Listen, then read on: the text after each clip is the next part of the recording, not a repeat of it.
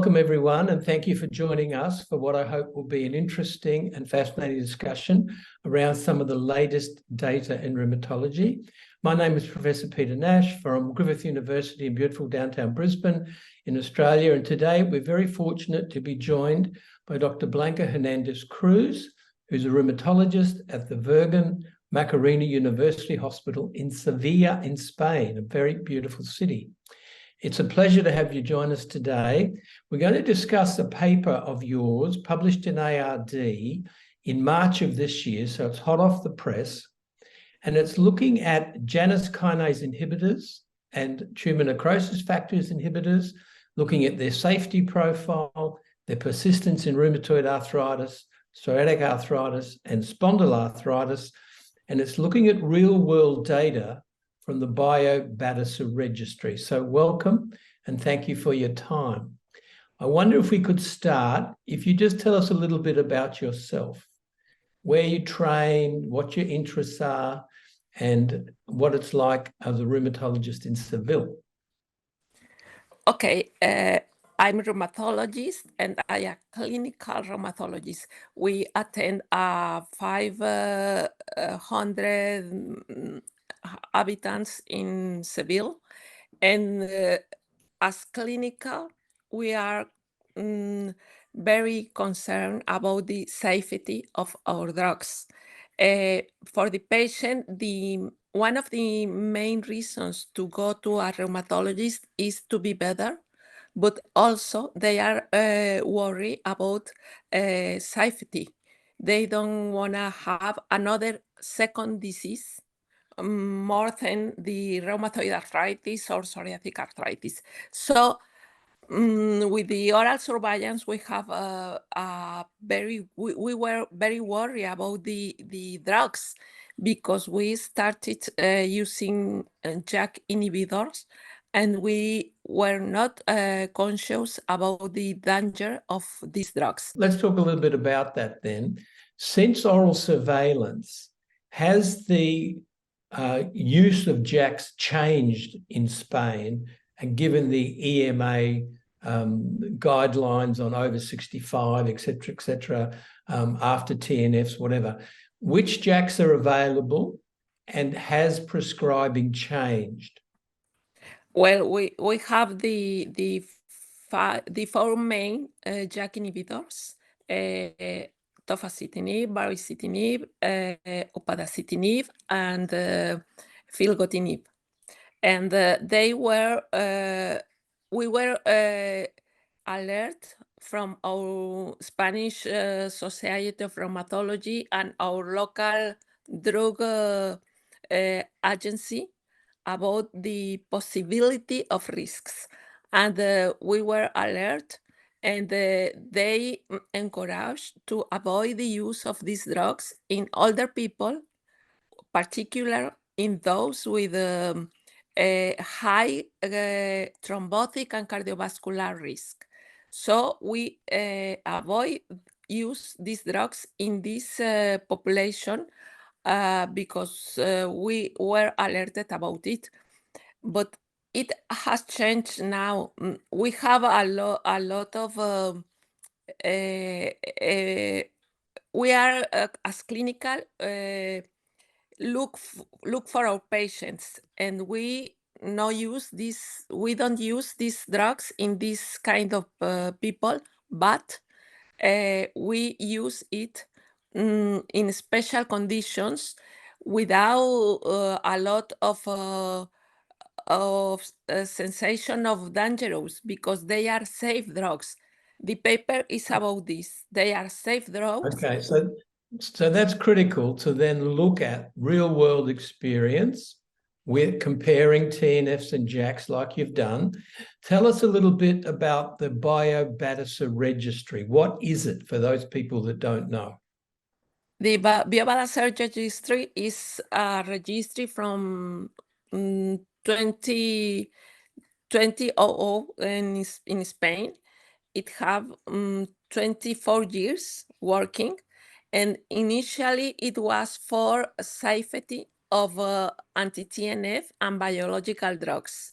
but now it's a register of safety and efficacy of our drugs in the most common immune-mediated disease. For this reason, this registry is the patients are kept in clinical rheumatology practice, and they are included in this registry usually for the rheumatologist. So the authors of the papers, all of us are rheumatologists that have a clinical practice, and we see our patients. And of course, there are some methodologies of the society that help us in the statistical analysis. But all of us have a lot of experience with this kind of patients and drugs for 20 years or more. I know the registry, similar registry that we have in our country, we only have about 30% of the patients put in it. No incentive for the rheumatologist to put it in. What kind of percentage of your total biologic population get in there? And how do you check the accuracy of what's going in? Does every patient go in, and does every rheumatologist put them in? Well, we have a percentage of patients included similar to yours, about 30% of the total of biologics. And the register is, the patient is, all the consecutive patients are included in the registry. But the problem is that it is active only in 10 cities of Spain. It is not open to all Spain. The cities were selected by the main rheumatologic service, and service who had a lot of experience with biologics, and service that have a lot of people who includes data. Because if you don't, people who included the data of the patients.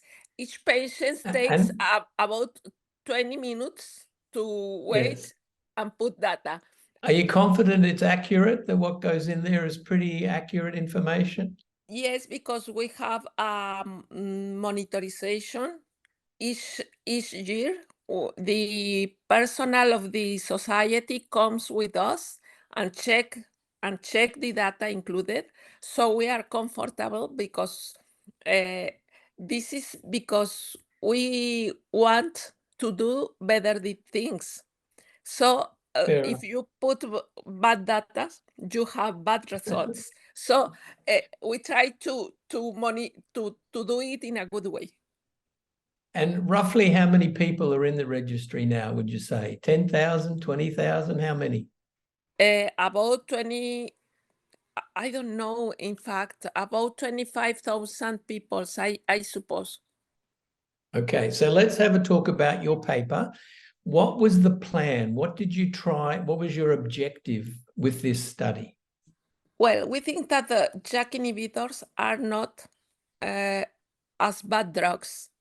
We think that they are, as in a good prescription, they are as good, maybe a little bit better than TNF inhibitors, and they are not related to a lot of secondary reactions or adverse events, or not more than TNF inhibitors.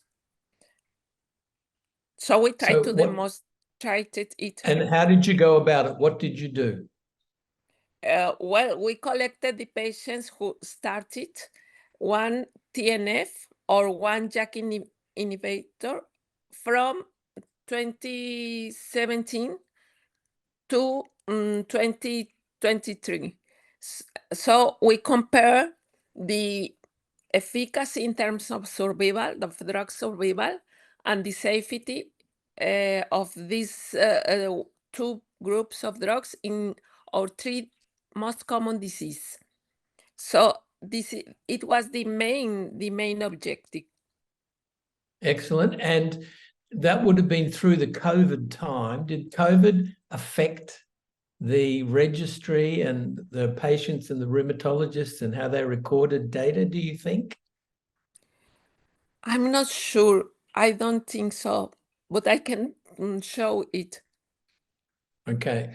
Well, it's just the use of JAKs in viral infections and short-acting TNFs and long-acting drugs did become an issue during COVID.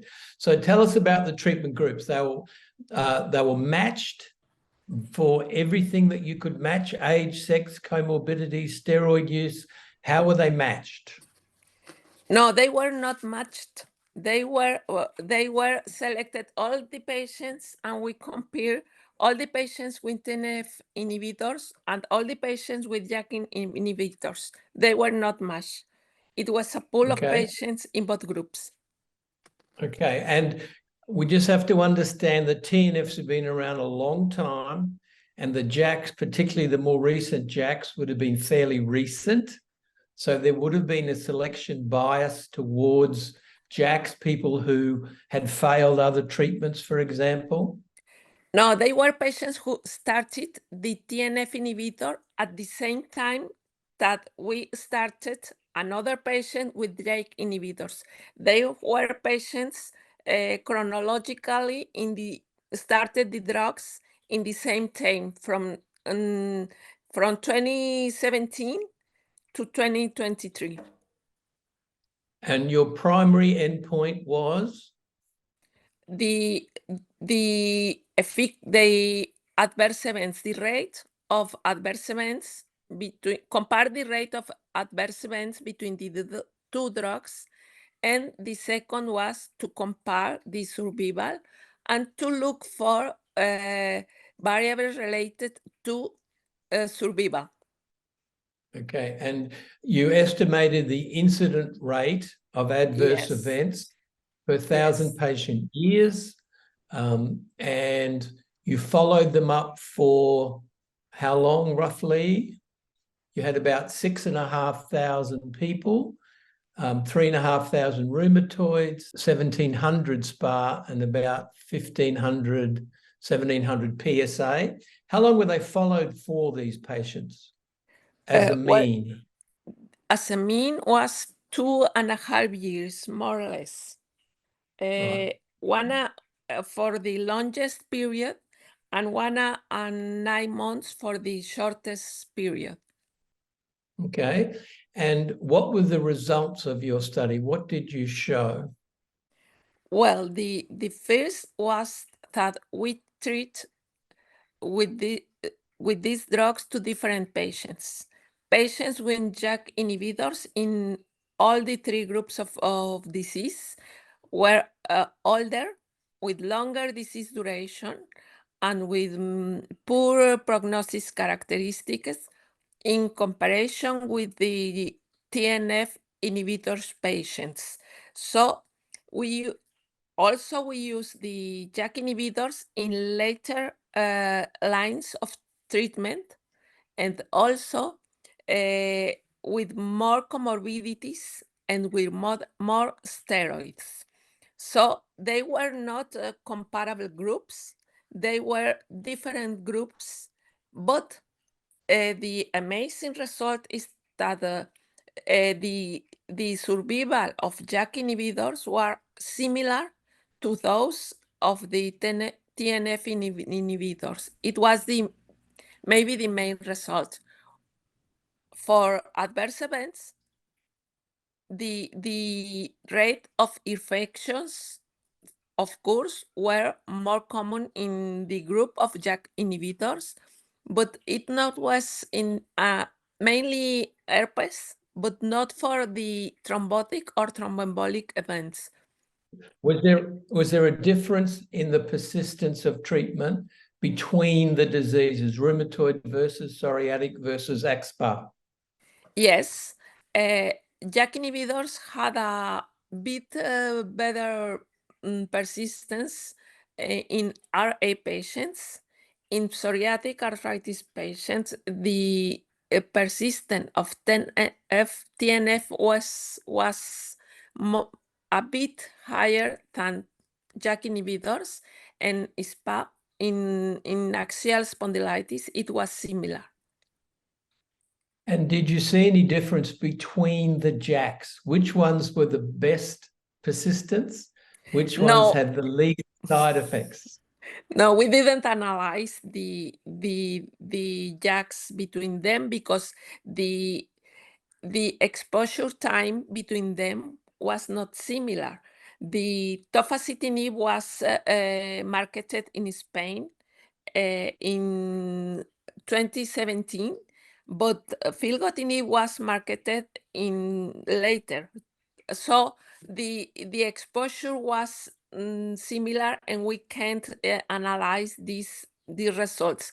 But in rheumatoid arthritis patients, the most common JAK inhibitor used was baricitinib.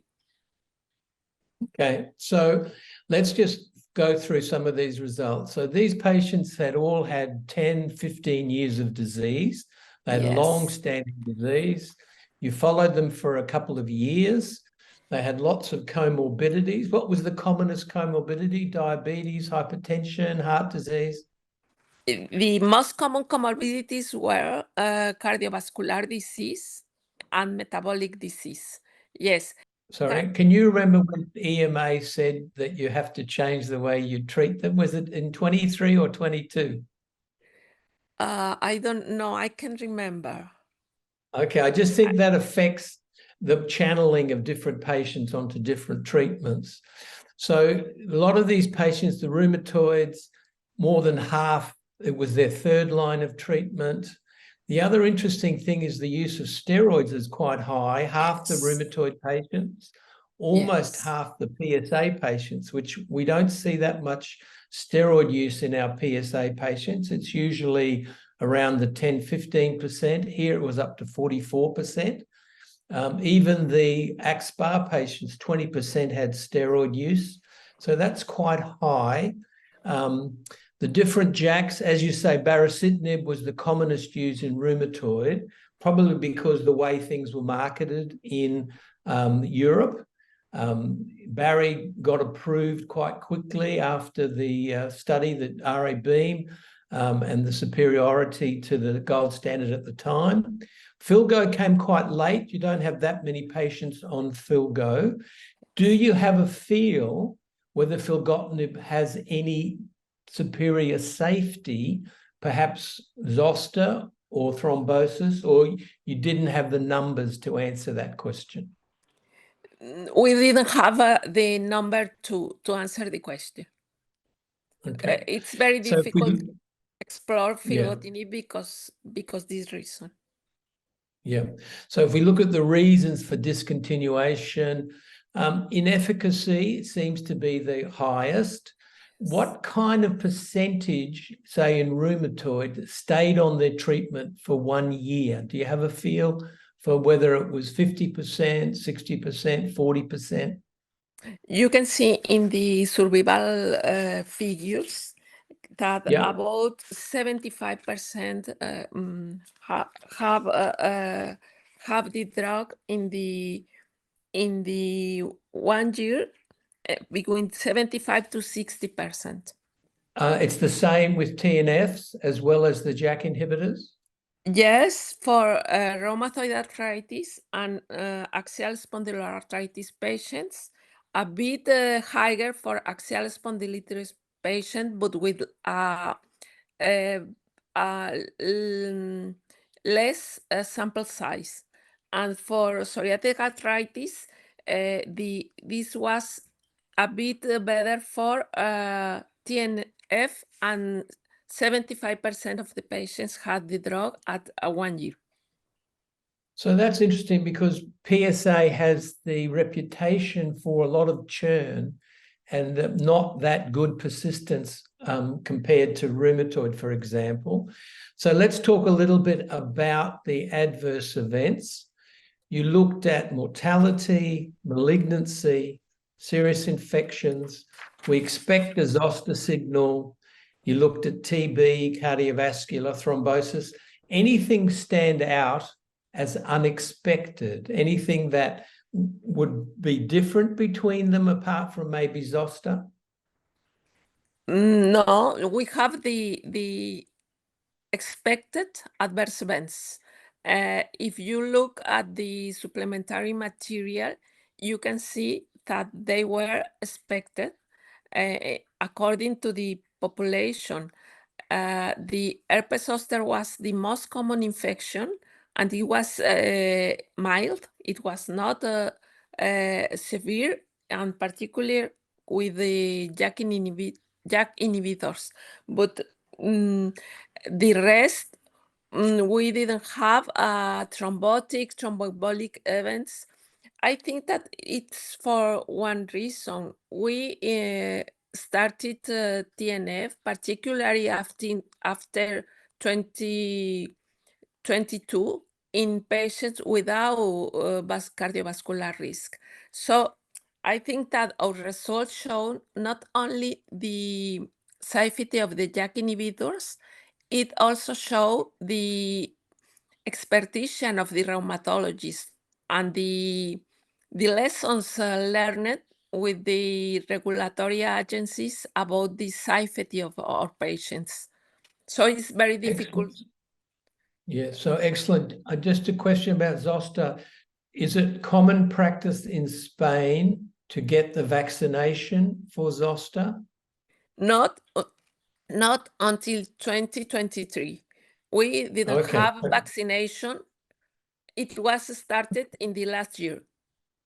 Okay, so when we look at the adjusted incidence rates, the only Yes. one significant was all infections driven mainly by zoster, Yes. and some gastrointestinal.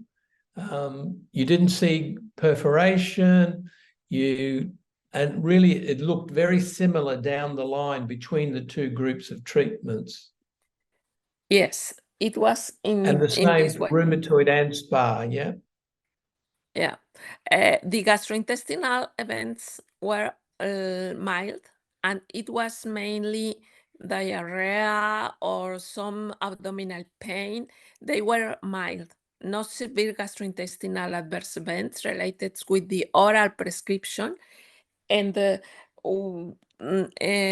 I think that the study shows that the safety of both drugs is similar to now, and we didn't have any concern in particular. Okay. Now, one of the messages from oral surveillance was a malignancy difference, particularly driven by lung cancer, which in my mind was due to the imbalance of smoking just by chance at baseline. Did you see any signal of lung cancer or other malignancies? No, we didn't found it. If you see the supplementary material again, you can find this similar distribution of cancer, and the main were prostatic and lung in men, and the breast and colon in breast in women, and colon in both. But Right. no, nothing the other- different to expected for the age and gender and of our population. And the caveat being that the 2 years follow-up, not much longer. One of the issues that we see in our country is non-melanoma skin cancer, and there does seem to be a JAK signal. Did you have any issues with melanoma or non-melanoma skin cancer that were reported? No, we didn't see any issue about skin cancer. And you did have, 6,000 patient years of follow-up in the rheumatoids, and 3,000 in the JAKs, and 10,300 in the spondyloarthropathy. So you had quite a deal of patient numbers to examine. So retention rates we've talked about. Drug persistence is a good surrogate for still doing well and not getting side effects to make you discontinue drug. If we look down the regression models, anything that we should be aware of in the bivariate, the multivariate regressions? Any signals? Yes, I wonder about gender in psoriatic arthritis, because the females was a risk of drug discontinuation in psoriatic arthritis. And it's very amazing.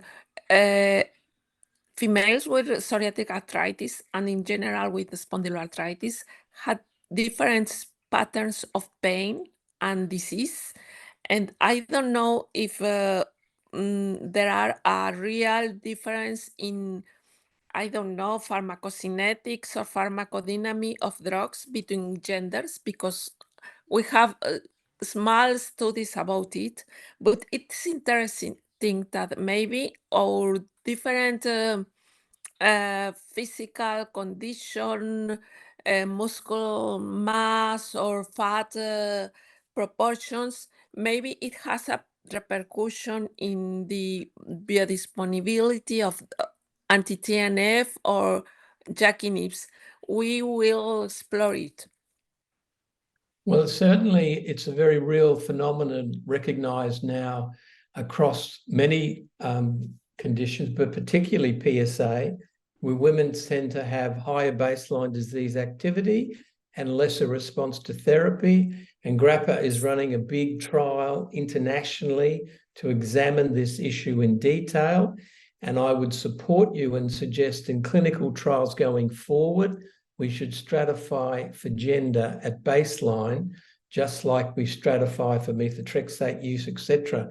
So that's very nice observation. Anything else come out of the regression models that you want to highlight?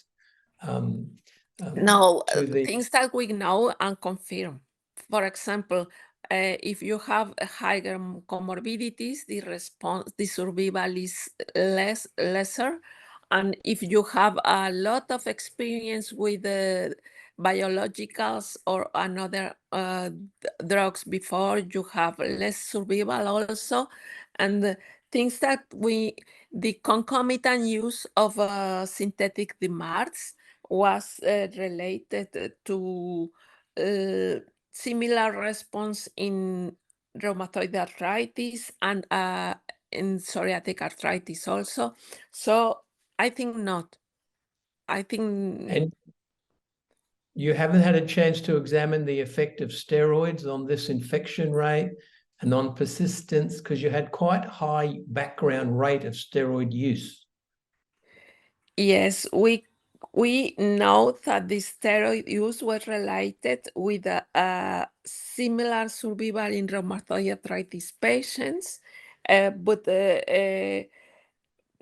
it was related to similar survival in psoriatic or axial spondylitis patients. I don't know why we have a lot of steroids in axial spondylitis patients.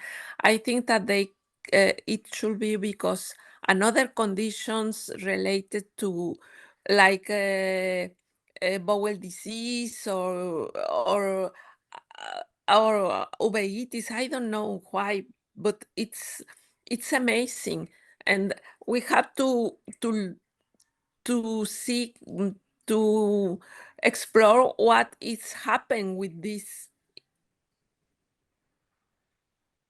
Difference, yes, you do.